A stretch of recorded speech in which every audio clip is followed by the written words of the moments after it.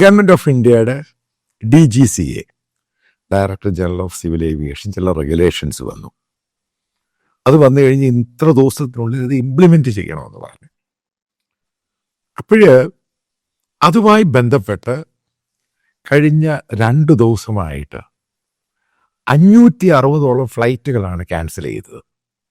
ഡൽഹിയിൽ ഇന്ന് രാത്രി മിഡ്നൈറ്റ്, അതിനുശേഷം മാത്രമേ ഓപ്പറേഷൻ സ്റ്റാർട്ട് ചെയ്യുകയുള്ളൂ ഇൻഡിഗോ.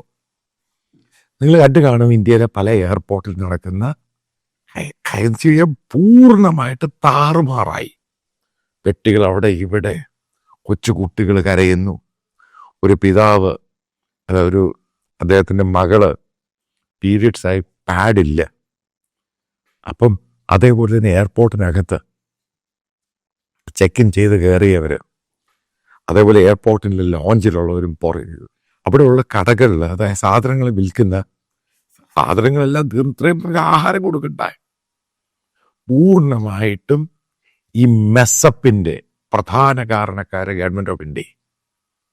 അവസാനം ഗവൺമെൻറ് ഓഫ് ഇന്ത്യയുടെ, കാരണം ഇന്ത്യൻ പ്രധാനമന്ത്രി തിരക്കിലാണ്, വ്ളാദിമിർ പുടിൻ്റെ വരവും വിസിറ്റും ടോക്സും നെഗോസിയേഷനും ഒരു ഭാഗത്ത്, അവസാനം സിവിൽ ഏവിയേഷൻ മിനിസ്റ്റർ ഒരു പയ്യന്, അതായത് യോഗ്യതയില്ലാത്ത ഒരു മരം കുണ്ണാപ്പൻ പയ്യൻ, അവൻ ഇന്നലെ റിവ്യൂ മീറ്റിംഗ് നടത്തി. അവൻ അറിയത്തില്ലായിരുന്നു ഇന്ന് ഇതുണ്ടാകുമെന്ന്. അതായത് കംപ്ലീറ്റ് ഫെയിലിയറായി സിവിൽ ഏവിയേഷൻ മിനിസ്റ്റർ.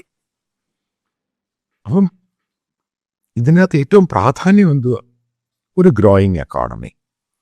നമുക്ക് ഇത്രയും മാത്രം ഡൊമസ്റ്റിക് ഇന്റർനാഷണൽ റൂട്ടിൽ ഈ ഇൻഡിഗോ ഓടുന്നുണ്ട്. ഇതേപോലെ ഒരു റൂള്, അതായത് വീക്കിലി 48 മണിക്കൂർ ക്രൂവിനും പൈലറ്റിനും അവർക്ക് റെസ്റ്റ് കൊടുക്കണം.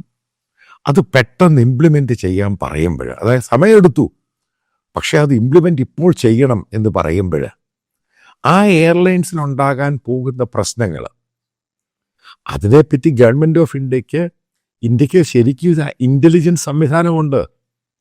ഏവിയേഷനുമായിട്ടൊക്കെ ബന്ധപ്പെട്ട് അവർ ഗവൺമെൻറ് റിപ്പോർട്ട് കൊടുക്കണം. ഇതെന്തുകൊണ്ടും ഇത് പ്രശ്നം ഉണ്ടാകുമോ ഇല്ല, അതൊന്നും നോക്കുന്നില്ല. അതാണ് ഈ ചരിത്രത്തിൽ ആദ്യമായിട്ട്, അതായത് ഇത്രമാത്രം പ്രശ്നമുണ്ടായ കഴിഞ്ഞ 2 ദിവസം. ഇനി അടുത്ത ദിവസം എങ്ങനെ ഉണ്ടാകുമെന്ന് പറയാൻ പറ്റത്തില്ല.